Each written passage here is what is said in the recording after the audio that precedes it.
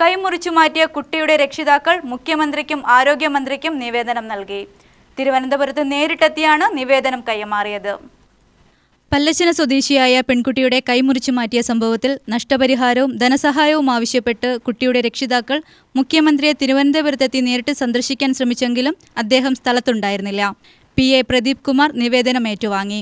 ഇന്നു രാവിലെയാണ് കുട്ടിയോടൊത്ത് മാതാപിതാക്കൾ തിരുവനന്തപുരത്തെത്തിയത്.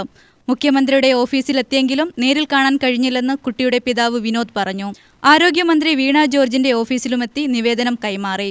കൈമുറിക്കുന്നതിന് കാരണക്കാരായവർക്കെതിരെ ശിക്ഷ ഉറപ്പുവരുത്തണമെന്ന് കത്തിൽ ആവശ്യപ്പെട്ടു.